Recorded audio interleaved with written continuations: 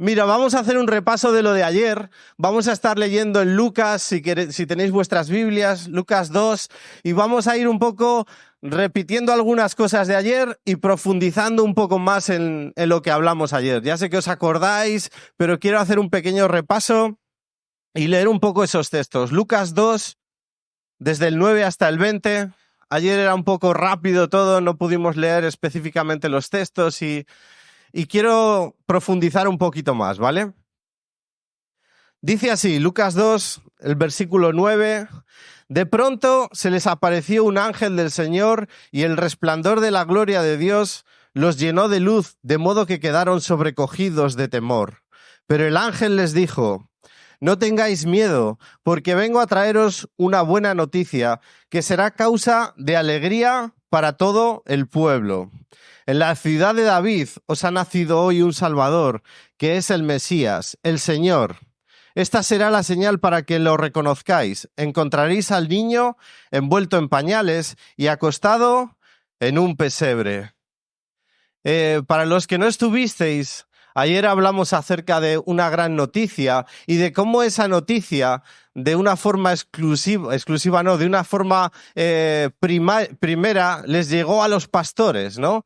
Y quizás los pastores no eran el perfil en el cual alguien que hubiera pensado en extender el evangelio se hubiera fijado y hubiera dicho: sí, yo creo que si quiero extender el evangelio y que si quiero que la gente reconozca que el nacimiento de Jesús es importante, se lo tengo que decir a los pastores.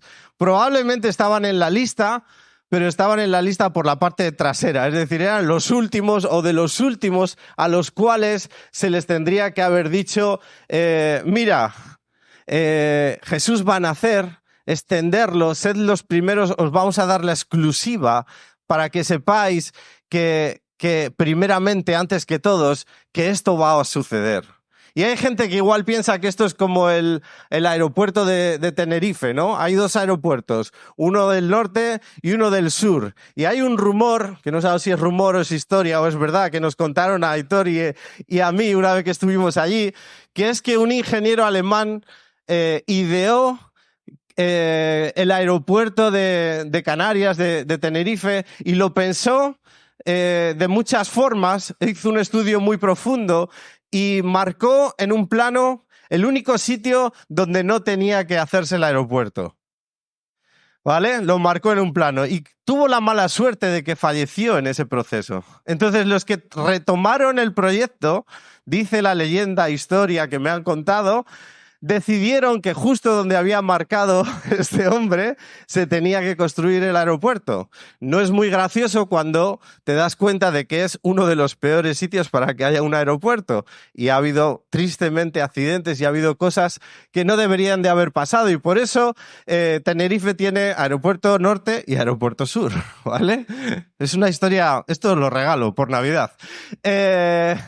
Quizás pensáis: pues con los pastores fue lo mismo. Dios dijo que se le dijera a los reyes, que se lo dijera a los gobernantes, que se lo dijera a la gente importante y por último que se lo dijera a los pastores. Y entonces cogieron la lista y se equivocaron los ángeles porque tenían mal escrito el programa y entonces de repente se lo pusieron a anunciar primeramente a los pastores. Pero Dios no es un ingeniero alemán y Dios no es un ingeniero español.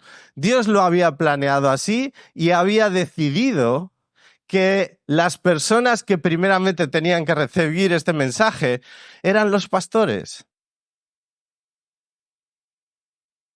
Y si lo piensas bien, al ser un mensaje tan llamativo, tan loco, tan extravagante para la época, quizás eran los únicos que lo aceptarían como ellos lo aceptaron.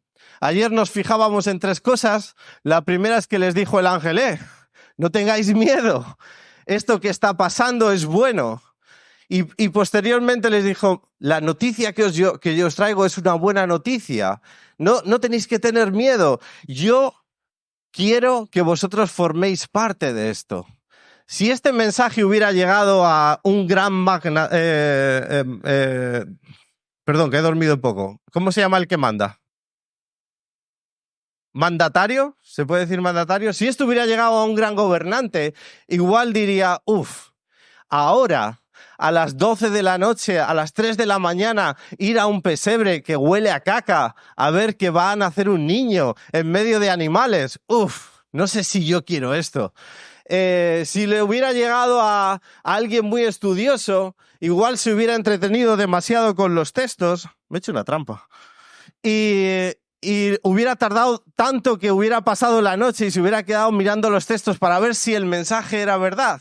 Pero cuando les llega a los pastores con un corazón dispuesto y disponible, lo creen. Con una fe sincera, lo aceptan. Y se emocionan hasta tal punto que se levantan y van corriendo y acuden a un evento al que ni siquiera se lo habían planteado ni por un momento, que iban a ser los primeros y los que estaban invitados. Versículo 16, fueron deprisa y hallaron a María y a José y al niño acostado en el pesebre. Y versículo 20 dice, y los pastores, después de haber estado con José, con María, diciéndoles, es que ha venido no un ángel, multitudes de ángeles, vino como una luz que nos dejó ciegos, que estábamos completamente atemorizados y nos explicó exactamente que había un bebé, que iba a estar envuelto en pañales, que iba a estar al lado con animales, y estaban José y María alucinando de que habían venido unos cuantos pastores alentados por unos ángeles y estaban formando parte de un proceso que marcaría la historia de la humanidad. Y glorificaban, volvieron a sus casas glorificando, alabando a Dios por todo lo que habían oído y visto, tal como se les había dicho. Vivimos un evangelio que está pensado para pesebres y para pastores. Y no para pastores como John, que es pastor, para pastores de los que huelen. No digo que John no huela, pero de los que huelen mal. Y John no huele mal, ¿vale? Cuando hablamos de pastores, hablamos de estos que están en contacto con los animales, que están pisando pues lo que los animales dejan por el suelo, etcétera, etcétera. Y cuando hablamos de pesebre, hablamos de la zona más indigna. Es decir, nadie estaba en un pesebre, nadie dormía en un pesebre, era una locura. Ahí estaban los animales y ahí había caca. Hemos hecho algo muy bonito del pesebre, que lo ponemos ahí en casa, que está guay, que a los niños les llama mucho la atención. Sí, y estaba la vaca. ¿Hace cuánto que no estás con una vaca? ¿Hace cuánto que no duermes con una cabra? ¿Hace cuánto que no te acuestas en medio de paja, pero paja llena de excrementos de animales? No soy el Grinch y no vengo a decirte que la Navidad es una caca y tal. No, la Navidad está muy bien, pero sí que es verdad que a veces tenemos una idea muy mágica, pero realmente lo que estaba pasando era que el evangelio se estaba extendiendo, pero en un formato en el cual tenía que ver con pesebres y con pastores. Y ninguna de esas dos cosas, ninguno de esas formas de hacerlo, eso era el aeropuerto en el norte. Nadie hubiera pensado en hacer esto. Nadie hubiera dicho, hay que ir por este sitio para extender el evangelio. Pero sin embargo pasa así. Y los ángeles entienden, en medio de toda esta locura, yo creo que de repente se dan cuenta de que lo que está pasando en ese establo, de que lo que está pasando en medio de la paja, en medio de los excrementos, del olor, del desprecio, de la falta de habitaciones, de la gente inculta que viene a ver por primera vez, los ángeles se dan cuenta de que este es el Mesías. Pero se dan cuenta de que esto es el cumplimiento, no un cumplimiento cualquiera, un cumplimiento de casi 4.000 años. Y está pasando ahora, y está pasando de una forma que nadie lo había visto venir. ¿Que va a nacer qué? El Rey de Reyes en un pesebre, en un establo. Y los ángeles estaban maravillados y alzan su voz, hacen un cántico, hacen una alabanza y dice así, en aquel mismo instante apareció junto al ángel multitud son muchos, otros ángeles en el cielo, lleno el cielo, una noche abierta lleno de ángeles, y alababan al Señor y decían: ¡Gloria! ¡Gloria a Dios en las alturas y paz en la tierra, a los hombres que gozan de su favor! Esto en un villancico parece pequeñito, bonito, el pesebre y tal, pero esto era una completa locura. Era el cumplimiento de aquello que los profetas habían anunciado durante años. Y los ángeles se empezaban a dar cuenta de que ahí iba a nacer el Mesías, el Salvador, el Hijo de Dios, el que fue citado por los profetas. Y estaban diciendo: gloria a Dios que ha decidido que sea hoy y que sea de esta forma. Mira, era el cumplimiento de la restauración entre la separación de Dios y el hombre. Dios nos creó con un sentido y con una imagen suya propia. Nos creó con una mente, una voluntad, unos sentimientos y un cuerpo que estaba preparado y destinado para vivir para su gloria. Nosotros cogimos esa preparación y la usamos para nuestro propio beneficio y perturbamos lo que Dios había creado de tal forma que ya no estábamos listos o capacitados para que esto se diera. Y era necesario que Jesús viniera, que naciera y posteriormente muriera en una cruz para que tuviéramos de nuevo una restauración y pudiéramos tener acceso a la gloria y a la presencia de Dios. Y los ángeles sabían esto. Lo que no creo que supieran era cuál iba a ser el momento, y de repente se dan cuenta de que este es el momento y de que para restaurar la gloria y para restaurar la comunicación entre Dios y el hombre, elige un lugar que nadie hubiera elegido y elige unos protagonistas que nadie hubiera elegido.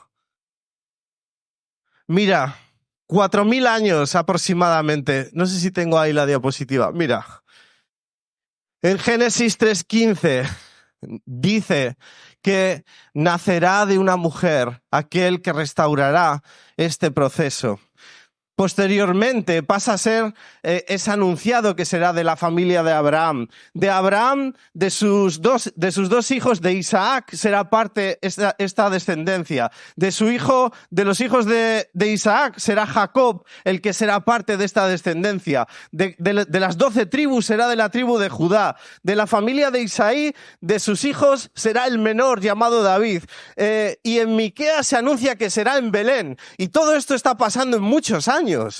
Nadie se podía inventar esto. Nadie podía hacer un libro tan completo en tantos años que marcara un plan y que dijera: os voy a engañar porque el cristianismo es todo falso. No, fue anunciado por distintos hombres, elegidos por Dios, por santos hombres que anunciaron en distintos puntos de la tierra y en distintos puntos del tiempo que Jesús iba a nacer de una virgen. Leemos en Isaías, Daniel revela que sería durante el Imperio Romano del menor llamado David, y Miqueas dice que nacerá en Belén. Y ese momento es el que están anunciando los ángeles.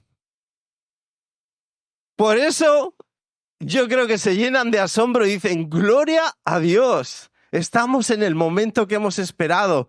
Hemos aguantado todo este tiempo y ahora va a pasar.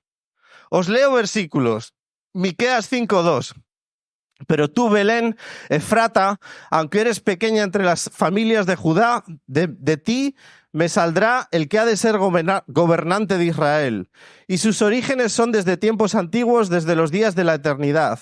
Isaías 7:14 dice: por lo tanto, el Señor mismo os dará una señal. He aquí, una virgen concebirá y dará a luz un hijo y le pondrá por nombre Emmanuel. Se estaba cumpliendo. Ese pesebre que tenemos pequeño en casa, que es así un portalito y que le ponemos animales, estaba cumpliendo lo que había sido profetizado durante años. Y Dios elige pesebres y pastores. Y el pesebre no era para nada digno y los pastores no eran para nada dignos. Incluso si investigas un poco en la historia, te das cuenta que ni siquiera les dejaban declarar en los juicios porque su testimonio no tenía validez. Muchos de ellos habían huido y formaban parte de un pueblo un poco prófugo, que algunos de ellos habían sido amigos de lo ajeno y habían sido excluidos de su pueblo. Porque Dios no escogió a un pueblo perfecto. Porque un pueblo perfecto no necesita a Dios.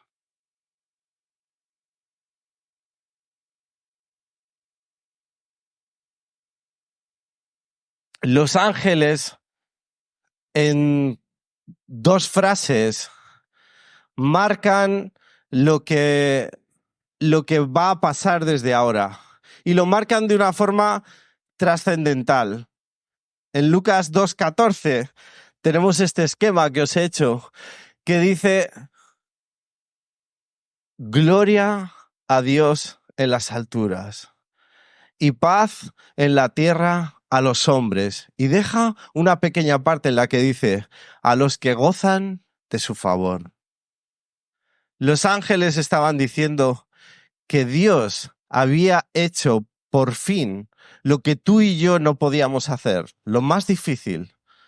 Había dado a su hijo, había hecho que su hijo viniera, naciera por ti y por mí, para restaurar la comunicación y la gloria que él había pensado, y que eso trajera paz a los hombres.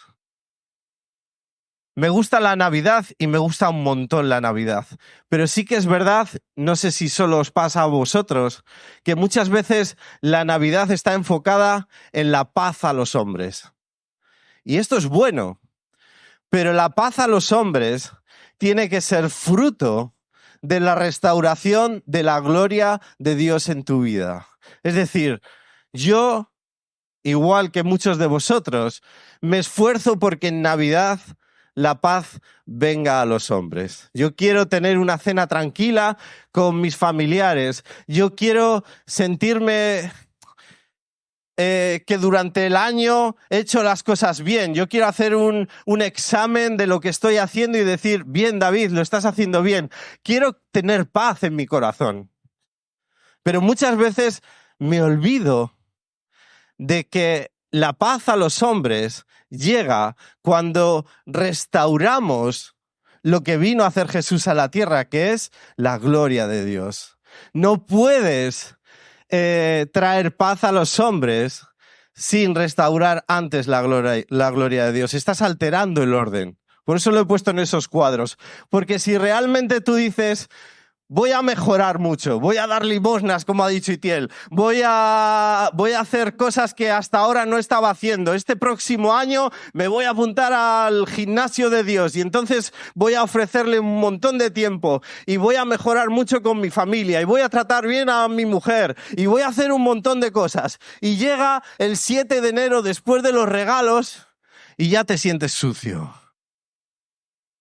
Has intentado restaurar la paz del hombre sin antes dejar a Dios su gloria.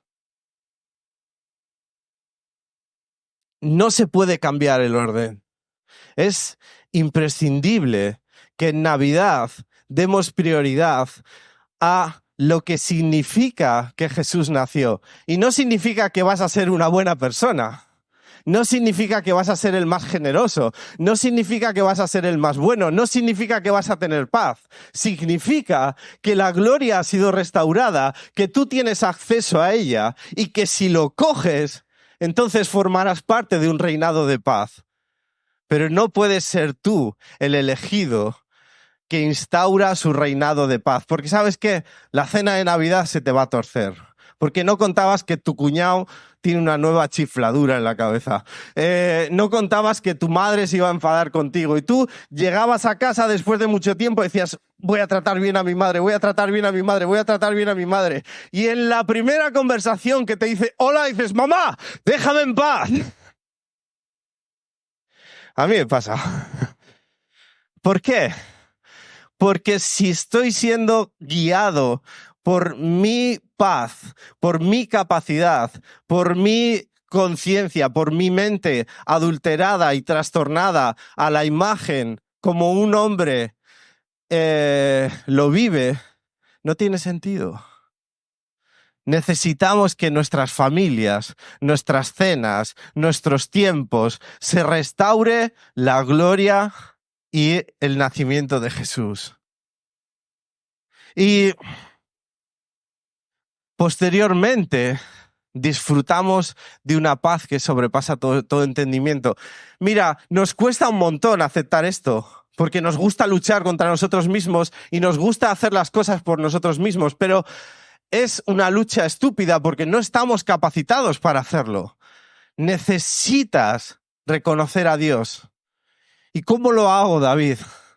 Mira, hay un versículo que me gusta mucho en Primera de Corintios que dice, en cualquier caso, tanto si coméis como si bebéis, además es muy bueno para Navidad, ¿vale? Lo repito otra vez. En cualquier caso, tanto si coméis como si bebéis, hacéis cualquier otra cosa, hacedlo todo para la gloria de Dios.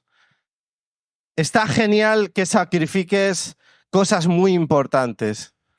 Yo no te voy a decir que lo dejes de hacer, pero sí que es verdad que la gloria de Dios se restaura en las cosas pequeñas, en cómo saludas a tus vecinos, en cómo hablas con tus hijos, en cómo abrazas a tu hermano, en cómo aceptas a tu hermana, en cómo rechazas el pecado, en cómo amas a los demás. En las cosas pequeñas, la gloria de Dios es manifestada.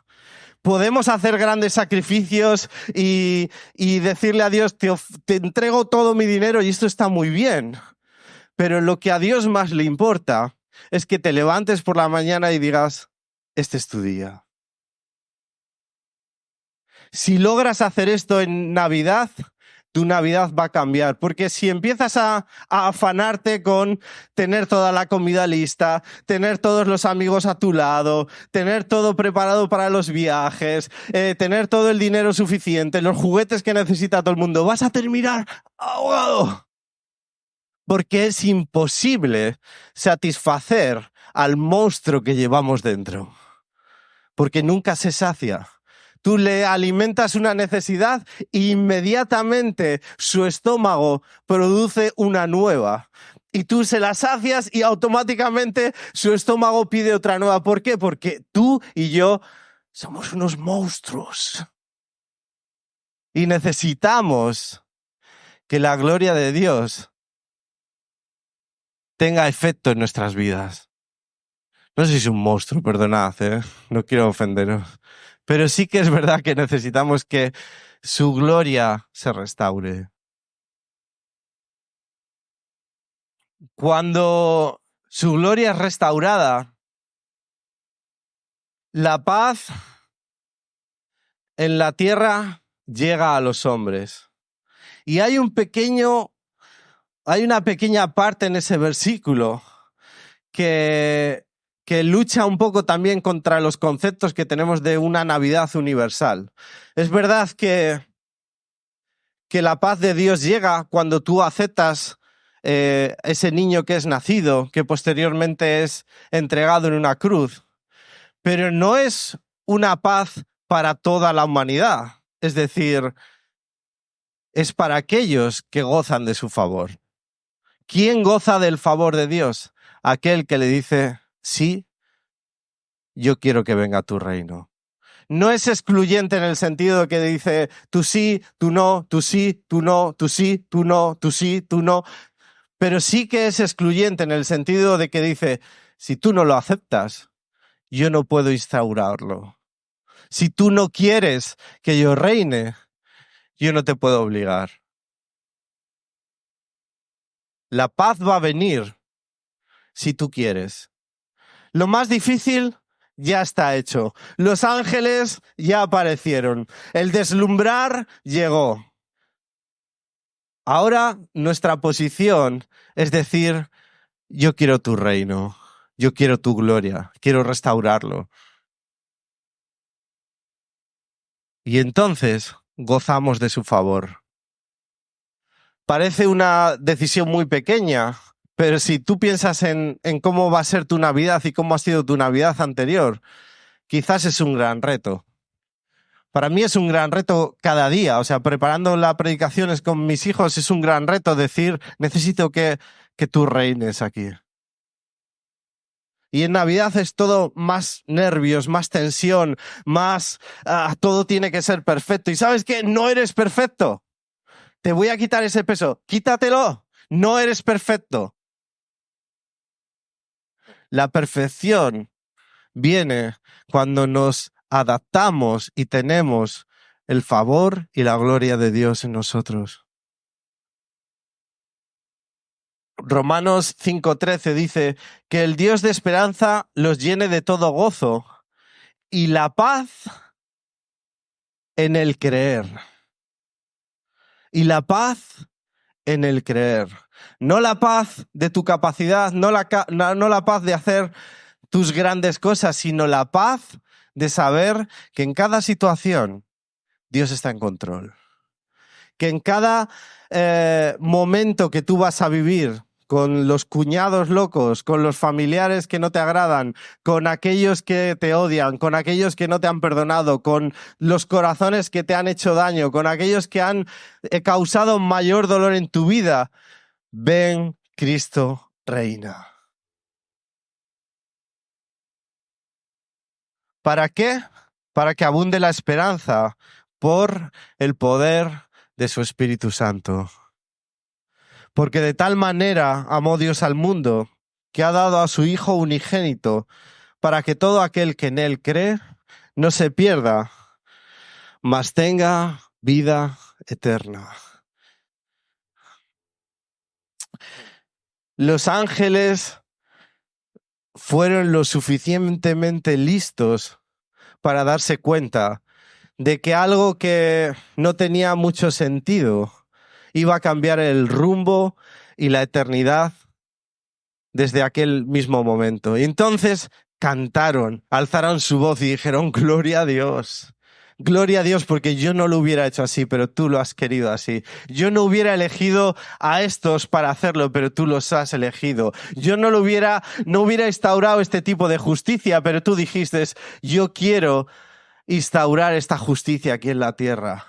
Y entonces los ángeles se dieron cuenta y dijeron, gloria a Dios. Y deslumbraron a los pastores que eran lo más torpe y terco y miserable y que no merecían nada y ladrones injuriados y despreciados por todo el mundo y dijeron, yo también quiero eso. Y fueron corriendo a ese niño que acababa de nacer y posteriormente lo anunciaron a todas las naciones. ¿Por qué?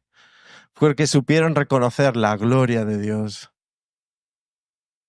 Porque un niño nos ha nacido, hijo nos ha sido dado, y el principio sobre su nombre será llamado admirable, consejero, Dios fuerte,